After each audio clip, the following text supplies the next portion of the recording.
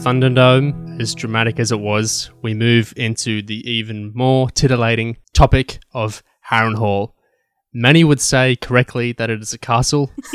Some would even specify that it is the largest castle in the Seven Kingdoms. Some would even go further to say it is in the Riverlands. It has been home to many a fascinating event, being burnt by dragonfire, pivotal tourney of Harrenhal, being so close to the God's Eye, where George has made many a mysterious comment. The Wents have had it, the Bats have reigned, but now the reign shall hand over to Jen, who will talk in depth with fascinating detail about this most hallowed place. Thank you, Sam. That was quite an introduction. Rightly mentioned, Harrenhal is indeed a castle, and it is indeed in the Riverlands. It's the largest castle in the Seven Kingdoms. Our fact straight here on Maester Monthly. So it was built by Black Heron, who was an Iron Islander. Yes. He was a whore. Yes, he was. That was his house name, Harrenhal. This was before the Tullys were the lords paramount of the Riverlands. Yeah. He was incredibly brutal. He was a lot like Maegor the Cruel in that essentially it was slave labor that built Harrenhal. Yeah. So when Aegon the Conqueror came to Westeros, he destroyed Harrenhal. Black Heron said, I'm going to be fine in my castle. Mm-hmm. I'm not yielding to you. And so Aegon the Conqueror, in response, flew up on Balerion and burnt the place to the ground. Rightly so. So now people say that it's cursed, and it certainly appears to be, as any one house that rules it or any person that controls it usually meets with some sort of tragic end. Pretty much always, yeah. Yeah. The Strongs, the... If you're adding flair on our subreddit, you can go to the Riverlands section and see all the deceased houses. They're all probably from Harrenhal.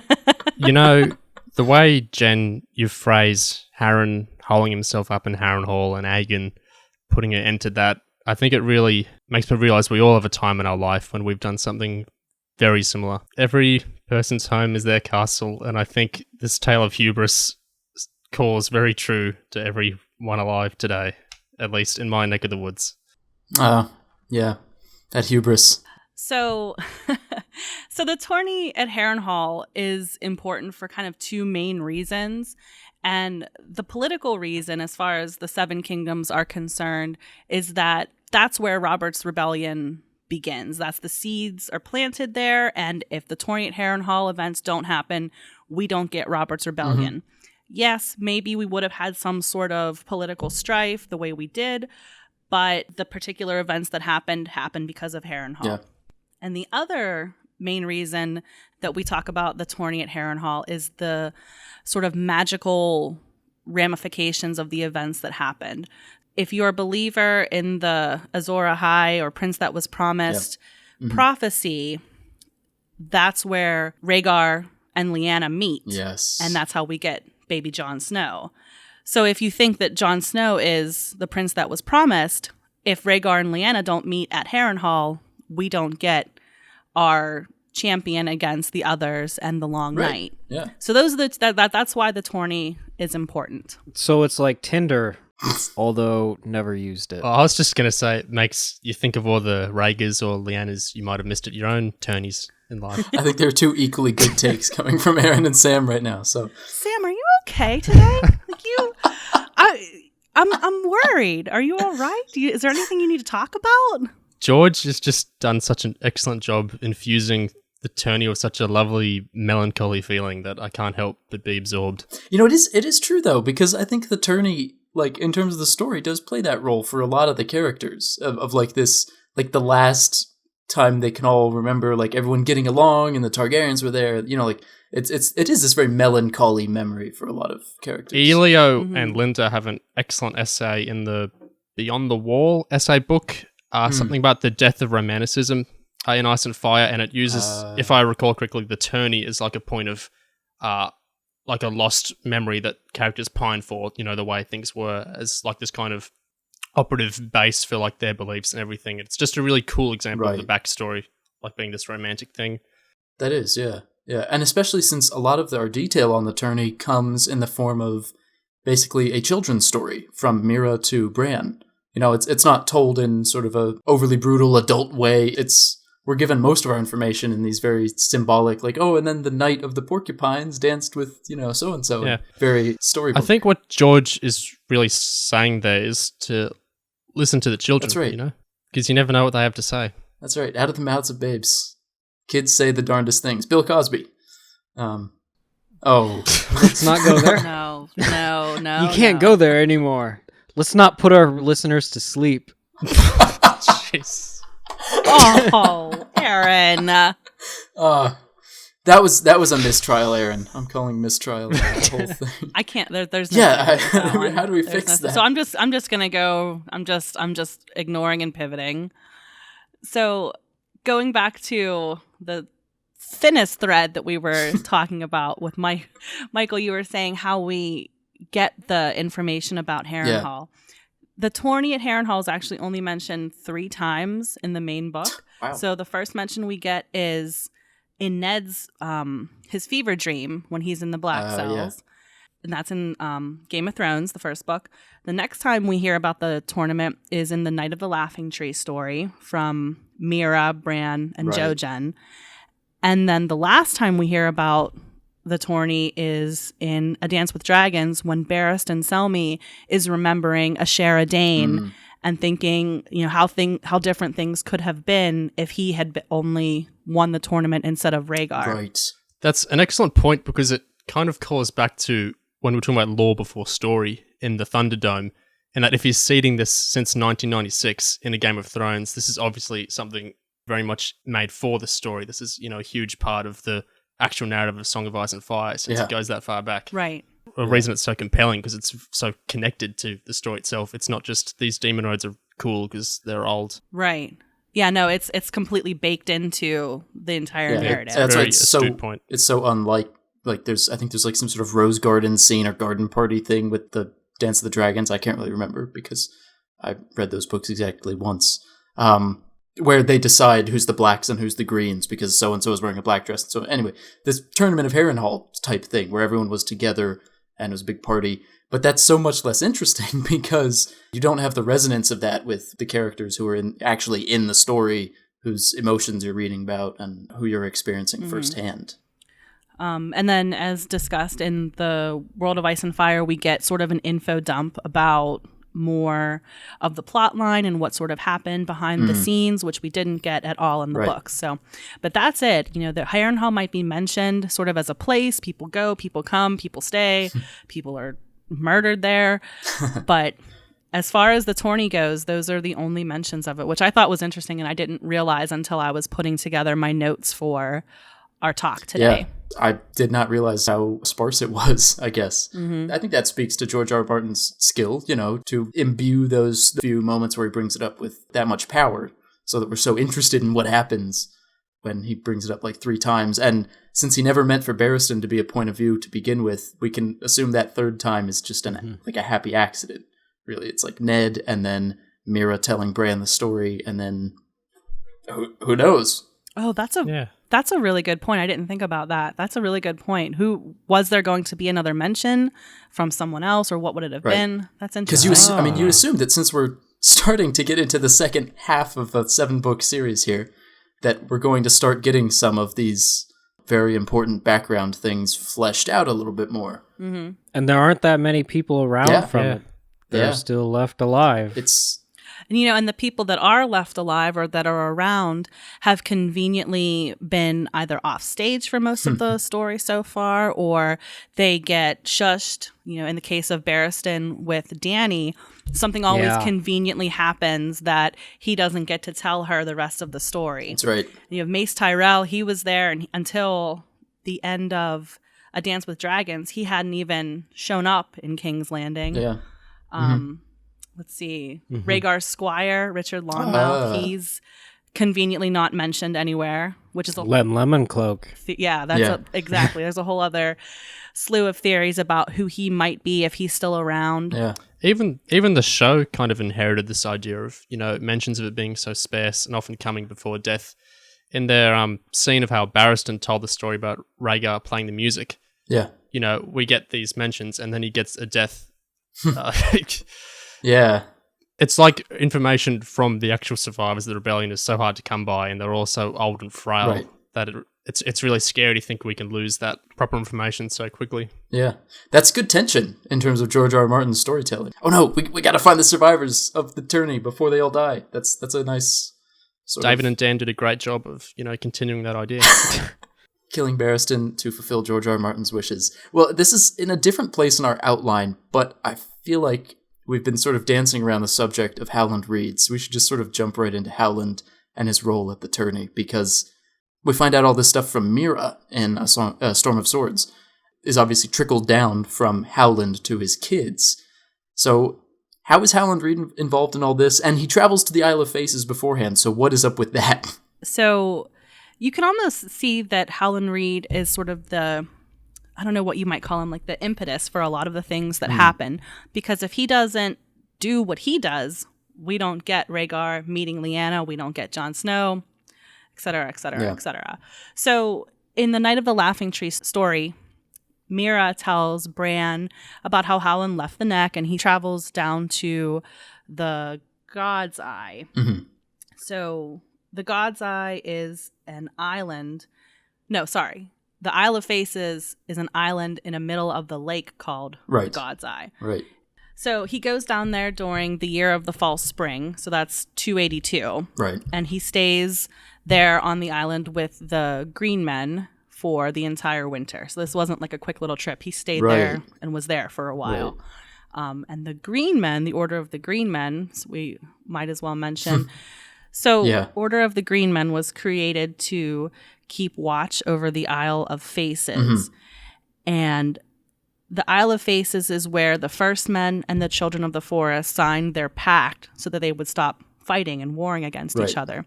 So the pact was that no more weirwoods would be cut down in the realm. The First Men are given their land to settle, and the children then go to the deep forests and the hills and things. And then on the Isle of Faces, it's called that because all of the trees on the island are given faces so that the gods could witness the pact. Right. So lots of magic, lots of things going on here. And this is where Howland Reed goes when he leaves the Neck, and he stays there for months. After he leaves there, the next place he goes is the tourney at Harrenhal. Right. Yeah, he goes directly there. So. Yeah. We know that's such a key part of the endgame of the story because there's a quote in the So Spake Martin archives from 1999, so post-Clash, pre-Storm, where someone asks, "Will we see or hear anything of the Green Men on the Isle of Faces? If not, what are they like? Just a secluded order that's never bothered and has no role in the events of the Seven Kingdoms?" To which George replies, "The Green Men in the Isle of Faces will come to the fore in later books, and then, boy, it's tough to sneak anything by you guys." And they haven't really come to the fore in any huge way. And this was at a point where the series was envisioned as being much shorter. Yeah. So we can kind of extrapolate that this is going to be a big deal in the endgame. So this is important stuff to think about. Yeah. Fun fact, Linda Antonsen, co-author of World of Ice and Fire, asked that question. But anyway, it isn't, because we haven't really gotten anything more of the Green Men, have we? No, there's barely anything in the books or in the World of Ice and Fire. It's still one of the complete mysteries in the series. So it's important, but that's kind of all you can say about it right now. Again, coming back to Howland Reed, because he seems to be the one through line here where he's a survivor of the tourney who's still alive. He's been to the Isle of the Green Men. You know, like he's clearly such a focal point. It's almost unbelievable that he's currently disguised as the High Septon in Kingsland. Just kidding. That's nobody believes that. It's possible. It's not. It's not. Yeah, no, Howland is sort of the linchpin of so much of this because so when he finally gets to the tourney at Harrenhal, he promptly gets beat up by a bunch of squires. And from the Night of the Laughing Tree story, we know that Lyanna intervenes and says, "That's my man, my father's man, my father's man." That's a very different H plus L. Wow, step back, Rhaegar. I am taken. Sorry. So Lyanna. H plus L equals J. Howland promptly gets beat up by a bunch of squires, and this is where Lyanna finds him, and we learn from the Knight of the Laughing Tree story that she yells, "That's my father's man," and thus a friendship was struck up. Yeah. So Howland hangs out with the Stark kids during the tourney, and the little bit we know about their time is still in the Knight of the Laughing Tree story. Mm-hmm. How much of that is true, Jen, and how much of it is Howland just embellishing the story because he wants to be like this special, mysterious character? How much of that is actually true? I mean, are you asking seriously, or? I'm asking, like, do you think that entire children's story was told truthfully, that he's just like wandering down to this Isle of Faces and, oh, here's this super big tournament? I do think that it's true. I think that it's notable that the only time, that a Creneg man has left the neck that I can think of, he winds up at the Isle of Faces and then at Harrenhal. But I think more specifically, when Mira and Jojen are telling Bran this story, they expect him to have known it and to have heard it 100 times from Ned. And of course, we know that Ned hasn't told him anything. Yeah. Mm-hmm. So I don't know that it would be super embellished, only because Ned's version wouldn't be similarly embellished. Honestly, I'm scandalized by the suggestion that Howland is some kind of edgelord talking himself up, in the vein of Darkstar. True. Yeah. Yes. No, absolutely. Howland is no Gerald Dane. Yeah. He is not of the night. Well, not like telling himself up, but like the story grows in the telling. One thing I think is interesting, and this is less about Howland and more about the Green Men, is that the Green Men are rumored by Old Nan and other people to ride elks and have antlers. And we know of exactly one character who rides an elk in The Song of Ice and Fire, and that's Cold Hands. And I mean, I'm not I didn't just like come up with that. Lucifer means Lightbringer, where I first saw that theory. He has this million-word write-up about the Green Men, and I do wonder to what extent George feels like we're already starting to get into some of the Green Men stuff, just without knowing it, because Cold Hands is some sort of representative of or similar to the Green Men that he had in mind. So just interesting how his gardener's seeds fall. Does anybody ever go to the Isle of Faces, or is it just like this off-limits place? I actually know the answer to that. Yeah. And, so apparently there are occasionally some river lords that will take a boat ride out there, but then they're promptly chased off by flocks of ravens. The only other person that we know of that went and stayed on the God's Eye for any length of time, Adam Valerion, during the Dance of the Dragons, the Civil War between the Blacks and the Greens. But there's nothing else to know about it. Like, it's just he apparently went and had a chat with the Green Men, and that's all we know. But it's mentioned that he went. Adam's also on the side of the Blacks during the Civil War, not the side of the Greens.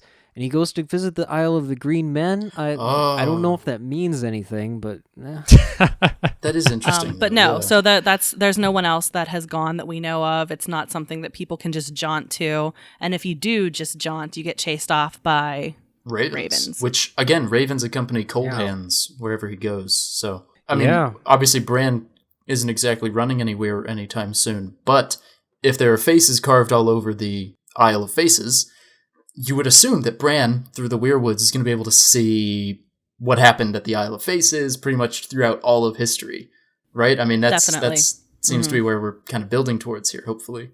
Looking through the God's Eye. Yeah. Which would make Bran a god.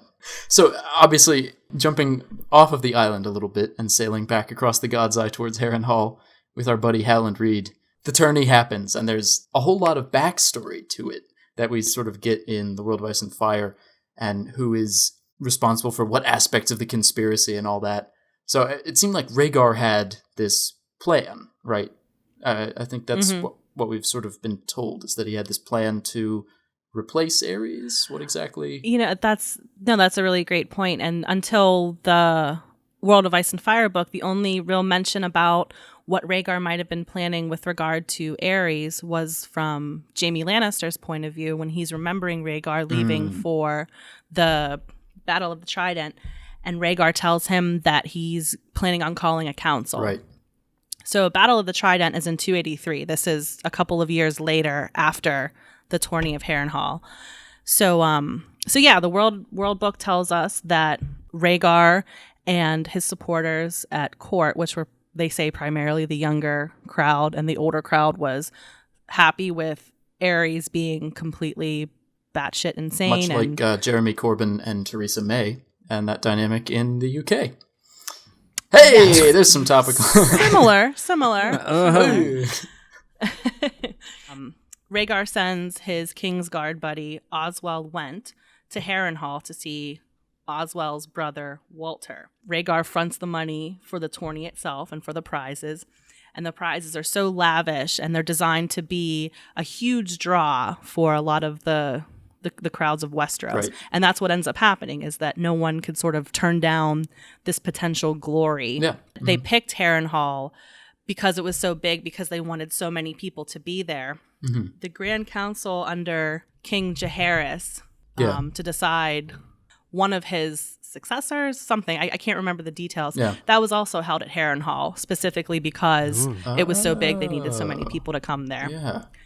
The whole plan that Rhaegar has cooking up sort of goes to crap because Varys, who's serving as the Master of Whispers at this point, informs on him. And so Aerys decides to leave the Red Keep and attend the tourney.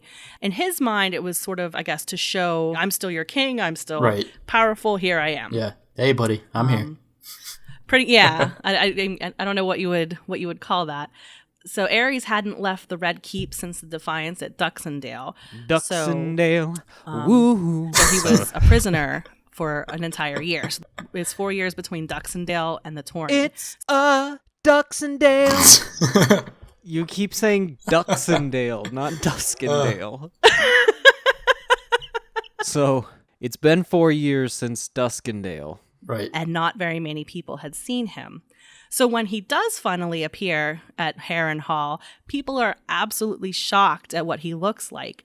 His fingernails are super long and yellow, and his hair is all matted and knotty, and he just looked crazy. Right. His attempt to show everyone he was still in charge and he was still the king just backfires completely because he just looks nuts. Right. Mad, even. Like Scrooge McDuck? Yes, exactly. The idea of like the monarch, of Westeros failing to look, presentable or like an ideal in any way. And then what you were saying earlier about how there's been these meetings in histories, these great councils held at Harrenhal, which is, much the same, very broken, terrible looking, not an ideal at all. This is probably a stretch, but it makes me think of George like pointing at the inherently broken nature of feudalism, in Westerosi society, that these big structures, which they're forced to, either look up to in the form of Aerys or meet in to decide political matters in Harrenhal, they're crap, they're broken, they look terrible. Yeah, that's a good point.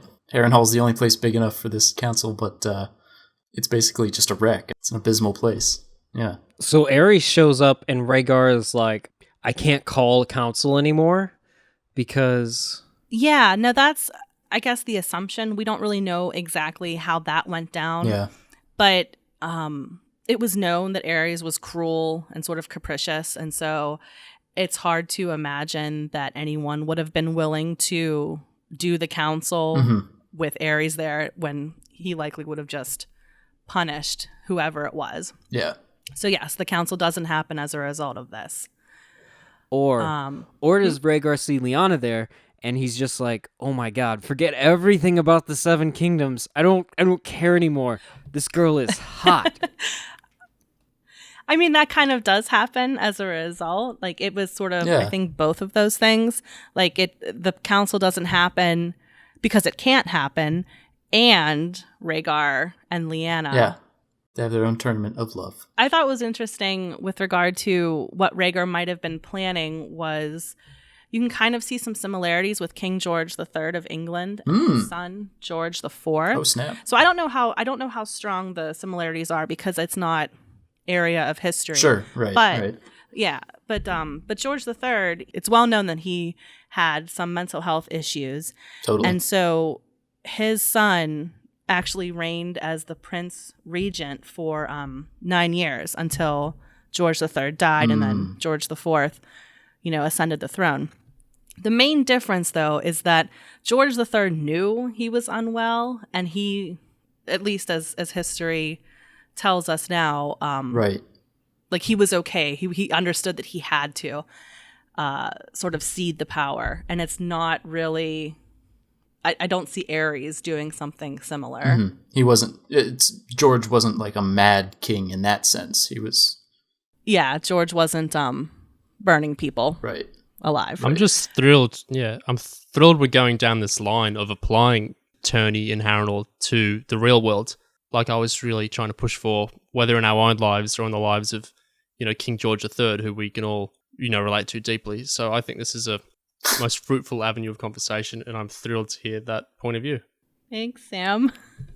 My only point with bringing that up, though, was that it didn't have to be that Rhaegar was going to violently depose Aerys or something of that nature. Right. Like it could have just been, Dad, you need to step back. Right.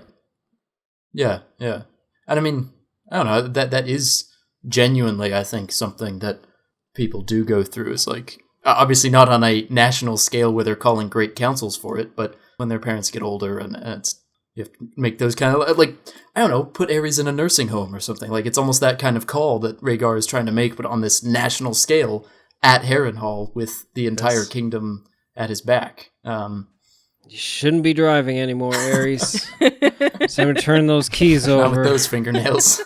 You gotta give up the guitar, Dad. You can't play the harp anymore. It's time for me to take your harp. I never thought about Rhaegar and Aerys like that, but that really adds a whole new layer of sadness to the whole thing.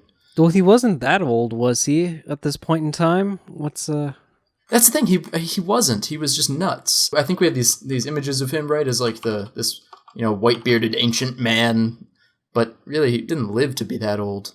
He's like salad fingers in my head canon. What is that? We'll show you afterwards. Cool. Yeah, he was 39? That can't be right. No, it says he was born in In 244 and then died in 283? I guess, yeah, he wasn't even 40 years old. Wow. Yeah, so he's not exactly an old man. He's not elderly by any stretch. Right. Anyway, so the tourney at Harrenhal obviously does not go as planned for Rhaegar, like you were saying, for multiple reasons, both because of Aerys' presence, but also because of Lyanna's presence. And how they end up meeting, I think, is kind of still an open question, but I think a lot of people would assume that it's the Night of the Laughing Tree, right? Right. Yeah, that's my assumption too. Yeah. But yeah, there's definitely people who will insist that it was Howland Reed as the Night of the Laughing Tree and Lyanna wasn't involved. But I come down that it was Lyanna. Same. Given what we know about her. Mm-hmm. So Howland is hanging out with the Stark family after Lyanna finds him, and there's one night at dinner where Rhaegar's playing his harp and it makes Lyanna cry. Yeah. And she just really hated the harp. Stop. Like a day or so later, the knights whose squires it was that were bullying Howland. Right. They're like on the list to joust. It's their turn. So the Knight of the Laughing Tree appears and defeats those 3 knights. And when they approach to ransom back their horses and their armor, the knight tells them, teach your squires better manners. So Aerys is convinced that the knight is Jaime Lannister, who he had sent away the day prior. Right. And he commands Rhaegar to go find this mystery knight. We all know the knight is never found as far as the official story goes, but what likely happened was that Rhaegar found Lyanna. Yeah. So, So this is like on day 2 or 3 of the tournament, and the tournament itself lasted for 10 days. So the two of them have another week to maybe secretly rendezvous or whatever it was that they did at Harrenhal. That's a good point. I hadn't thought of that timeline where, they do have this whole big window of time. Mm-hmm. This is where they fall in love, and then they make their plans to abscond in 2 months' time when Lyanna is back down in the Riverlands to attend her brother Brandon's wedding to Catelyn Stark. Catelyn Tully. So yeah, after Rhaegar is the one who ultimately wins the tourney, crowns Lyanna love and beauty. Yep. Yeah, Brandon Stark is just completely apoplectic. Ned is quietly angry, and Robert's furious. Yeah, Robert is furious, and this is where his hatred of Targaryens begins. But he jokes to everyone that no, I can totally see why Rhaegar crowned her. Right, he's like, no, it's chill. I'm totally cool about this. He says, yeah, heavily sweating. Lyanna goes back north, and Brandon goes back to Riverrun. And 2 months later, she is coming back south to go to his wedding. And that's in, they run away in January 282. Now, obviously, that's not what they really call their months, but right, yeah. George has said it's a 12-month year, right. So I just, They call it Januarios, I think. Yeah. So I looked this up this morning because I was curious. Yeah. Mm-hmm. So the quote about where Rhaegar and Lyanna meet up is it's not 10 leagues from Harrenhal. So I looked it up. I wanted to see how long 10 leagues was. Yeah, right. And that is 1 hour driving, 6 hours riding a bike, or 18 hours walking. Okay. Google Maps did not have riding a horse as an option, so I'm not really sure, but I'm going to guess it's somewhere around riding a bike. A horse is about 10, 20 miles an hour. Yeah, it could be faster if you're going full gallop all day, but yeah, that's about right. But you can't. So So a slow car.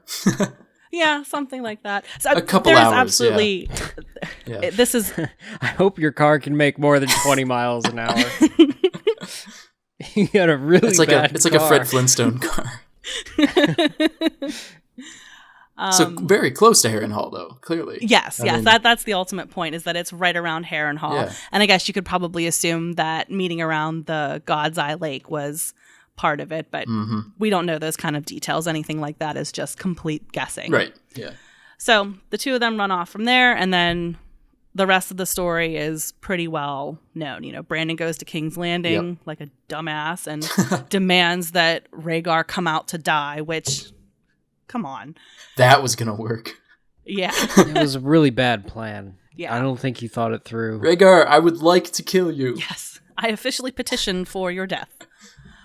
Fair enough. But yeah, so then the events of the series kick off as sort of we know it. Right. The other interesting thing about Lyanna and Rhaegar leaving is that it wasn't just Rhaegar, jaunting through the Riverlands himself. Yeah. It was him plus 6 of his closest friends, who we have no idea who it is. We can guess, but there's no confirmation. Yeah. And that's another group of people that could still be off screen somewhere. Right. That we might learn more about or learn more information from. Right. Did Brandon show up at King's Landing expecting for his dudes to fight Rhaegar's 6 big dudes? Well, I don't know that. I mean, maybe, but I don't know that. Well, what I was going to say is I don't know that I don't know that Brandon realized that Rhaegar had friends with him. Right. But I guess he assumed that Rhaegar would have taken Lyanna to King's Landing for some reason. I hope it's not just 6 random people. Yeah.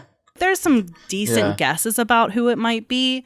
Arthur Dane is definitely one. Yeah. Richard Lawnmouth is another one. Mm-hmm. Connington? People say Connington. I'm personally against that one, but you could argue it. I feel like the fact that George gave John Connington a point of view almost nixes it entirely because... Yeah, he would know. Well, here's another. He would be one of those people who would know something, but is this part a character coming back who would know stuff, or is it a character who doesn't know stuff and can lead into other people who would later know stuff? Right. Mm-hmm. Well, and there's also the fact that John's love for Rhaegar was kind of unrequited. It seems like, right? The Johns in the series tend to know nothing, at any rate. Oh, that's a very good point. Mm-hmm. That clinches it for me. Yeah. So then Miles Mouton was another of Rhaegar's squires. So that would make sense. He's dead. Oswell Went was probably one, given that Rhaegar trusted him to be the intermediary in setting up the tourney at Harrenhal. True. That's a good point. And he was also at the Tower of Joy with Arthur Dane, so we can assume they were... Yeah. Yes. And then I don't know about Hightower being one of them, because he wasn't even down there to begin Right. with. No, he wasn't. Aerys sent him down there. Right. But Lewin Martell was down there. And then, so when Gerald Hightower, when he goes down to the Tower of Joy, Lewin Martell goes back to King's Landing. Right. And then Lewin Martell leads the Dornish host up the Trident in that battle, and he's killed. Mm-hmm. So but there's still a sixth person that no idea who it could be. Yeah. And it could be John Connington. It could be, the only guesses I had were Connington and Hightower, but they weren't strong guesses, and I don't really think it was those two. Here's an outside horse, just in case. Ashara Dane as the sixth. I was just gonna say that. I was thinking that, like, he's not chained to the floor in King's Landing, as George just said. Like, here's an avenue for her to come up, and nobody expects the Dane is what nobody expects, right? Well, and maybe she and Arthur were like super close, and they and so when Arthur goes with Rhaegar, so does Ashara. I mean, maybe not. I'm just saying. Especially if Ashara could show up alive later on. Yeah. Here's all this stuff. You guys talking about Ashara Dane being the sixth person. Would that have been like something that they would consider improper if it was just one highborn lady and 6 dudes? Like, would they have brought another woman to like be Lyanna's companion, kind of a thing? Yeah. Yeah.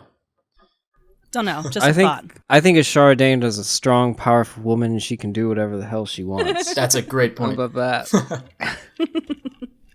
I definitely think Ashara Dane was at the Tower of Joy. I mean, she was definitely involved, if not in this first part of the story, later on when they get down there. If she's moving around a lot and she knows things, she drinks and she drinks and she moves around. Okay, so here's my proposed Ashara Dane timeline. Ashara goes with Rhaegar and his band of 6 to help abduct Lyanna. Okay, she then goes back to King's Landing, is a lady in waiting for Elia Martell. She survives the sack, talks to Eddard, and tells him everything. The whole story. Mm-hmm. Eddard goes to the Tower of Joy, kills her brother Arthur Dane. Ashara feels terribly guilty and leaps to her death after finding this out at Starfall. I feel like that might work. Assuming she is actually dead. I mean, that she's not dead, quote unquote. I feel like Ashara is how Ned finds out where Lyanna is too. Mm-hmm. Yeah, 100%. That's where the information has to come from. Yeah.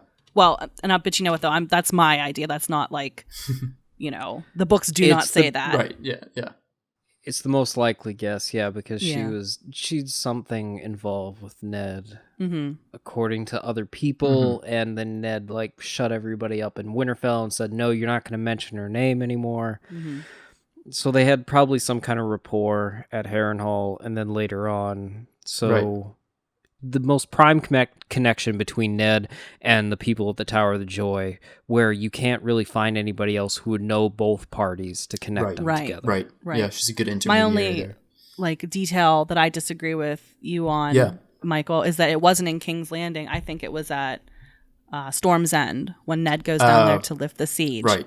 Sure. But that's that's really neither here nor there. No, that makes sense. So regarding the timeline, there's a chunk of time when Rhaegar and Lyanna and their merry band of friends are sort of unaccounted for. So if they run off in January 282, we don't know anything about them until the following year in 283 when Jon is born after the war itself ends. Right. So what are they doing for that entire time? I don't buy that it would take them an entire year to get from Harrenhal to the Tower of Joy. No, yeah. But it's a whole chunk of time when you sort of map out when things had to have happened, that there's something that's going to go in there. Yeah. Yeah, you got to wonder, did they go to Dragonstone first or something? Did they, people talk about Summerhall. Oh, yeah. Yeah, Summerhall would make a lot of sense. Yeah. Isle of Faces is my next best guess after Summerhall. Yeah. But Would you really take the girl that you just fallen in love with to the place where you were born that is like, he says, is shadowed in I grief? feel like It's Rhaegar this might. is such a romantic place. So Yeah. many people died here. I think Rhaegar might. He might be that kind of guy. what do you think, sweetheart? This means a lot to me. You love my sad harp. How about all these people who were murdered? Did they go talk to the ghost of High Heart while they were out in the woods? Yeah, like I mean, Yeah. Jenny's song? yeah, I don't know. There is nothing one way or the other about what could have happened. So anything you can dream up, they probably had enough time to do it. Yeah. Well, and I mean, that comes back to the fuzzy timeline again, because obviously some of the rebellion and all that is pretty carefully timed in terms of the battles and all that. But yeah, he gives them a year to basically just do whatever. So that gives him a lot of freedom to say they could pretty much go almost anywhere in Westeros. So, with the timeline, is George intentionally leaving this stuff vague, or is it the problem of, as far as like when people tend to create certain aspects that they don't think too much about, they end up messing it up? Mhm. Like it's the Millennium Falcon in Star Wars. It's actually, or it's not, the model itself is not large enough to hold all the locations that they have for sets for the inside. Okay, yeah. And it's like the same problem with some stuff in Star Trek with the Defiant, where it's not large enough to have all the decks that they want to have. But they didn't think about all these things before they end up getting to it. Yeah. So is that a timeline problem for George, or did he intend it? I think it comes back to that question in the Thunderdome of story before law or law before story. Try saying that 10 times fast. So, whew, no. It seems to me like, just based on what he said about writing the story free of the constraints of TV and practicality, I think it suggests that he has sort of this bullet point outline of like, then Lyanna is abducted, and then, a while later they show up at the Tower of Joy, and that while is ambiguous for him. I think that spirit of being liberated from TV runs through the whole series, from, the timeline fuzziness to George finally fulfilling his dream of swapping the genders of a horse, willy-nilly as he pleases. You cannot do You that can't on do that television. on television, folks. Legally, in most places. He has a whole character who changes sex within this context of the story. Gage, the cook at Winterfell, he has a son in A Clash of Kings, and in the appendix in A Feast for Crows, he later becomes a woman. That's amazing. Who gets taken to the Dreadfort. You don't get it on television. I'm not joking about Yeah. this. It's like, You do not get that on television. Although you do get Tommen Lannister. You're right, Aaron. It's really hard to know whether the fuzzy timeline is on purpose or if it was written into the story. And I'm reminded of, there was a fan conversation that George had with someone. It was, I think, before A Feast for Crows, or maybe even before A Storm of Swords, where he was asking a fan, what would a newborn baby drink if the mother were unavailable? It was at least 99 2000 he's asking this question. And then we ultimately see that baby is Gilly's baby. Okay, so I think they wind up feeding it goat's milk, maybe? I don't remember. I think that's Asha's story, because she's delayed going back to the Kingsmoot because she has to stop to get milk for Lady Glover's daughter along the way. Right. So then if you extrapolate that backwards, it means he hadn't even thought about what baby John would be eating at the Tower of Joy. That's a good point. So like Yeah. anything you put in with timeline there about how long a newborn can travel or when this would have had to happen, Yeah. you can't put any stock in it because it seems like it was just an oversight. Right. It's Yeah. funny because it's kind of like a micro version of how we said in the Thunderdome. The show law books are tricky because the show's law is in flux, and we were saying this as if the books is never in flux at all, never in limbo. But like you're saying, then when you go into the depths of this really skilled theory crafting, it kind of is in a way because of this fuzziness. That's really I'd never quite thought of it like that. It's quite fascinating. It's almost like the books. Stay with me. The books are Harrenhal, and the fans are Aegon on Balerion, and we're just melting all of the dross away, and we can see the ugly structure beneath it. Huh? I mean, how's that for hubris? Well done. Yeah, I mean, I think we can wrap up Harrenhal by saying it's so important to so many characters, both characters who are dead and whose children are now point of view, or characters like Jaime and Cersei who were there. I mean, we see in Feast for Crows and Storm of Swords how Jaime interacts with Harrenhal again and being there again. And it's really this touchstone moment for so many characters throughout the series and plot lines and subplots and so many things that keep coming back to Harrenhal. And it has this enormous presence both literally and figuratively in the story. Absolutely. So much that it deserves its own TV series, I think. Well, with that end to our massive discussion of the massive castle Harrenhal, after deciding it was in fact a castle, that brings us to the end of this episode of Maester Monthly. I've been Bookshelfstud, aka Michael. You're somebody else. You take it away. I've been Jen Snow, aka Jen. I've been, as always, Samuel, aka -Sam-R-. I'm AdmiralKird, and here's Eliana, and here's Matt. And I'm Eliana, Glass Table Girl. And I'm Matt, also known as JoeMagician. Thanks, guys. As always, thanks to all of you for listening, for creating the great content that we love to highlight from the subreddit. As always, you can follow us on Twitter to keep up to date with the incredibly hilarious and poignant things we have to say. Some people have said it's like following the Dalai Lama on Twitter, but if the Dalai Lama talked about a song of Ice and Fire. I've heard that said. I don't know if you all have heard that, but I've heard that said. And of course, a big thank you to Aaron, who does a lot of the editing, and Sam, who has written our music. My pleasure. If it weren't for your coffees and tables, there would have been no Thunderdome this month. I think we've thanked too many people. Thank you all for listening. Thank you, God. And we'll we'll catch you guys. Thank you, God's Eye. 10 leagues from Harrenhal. How's that for an outro? Yeah.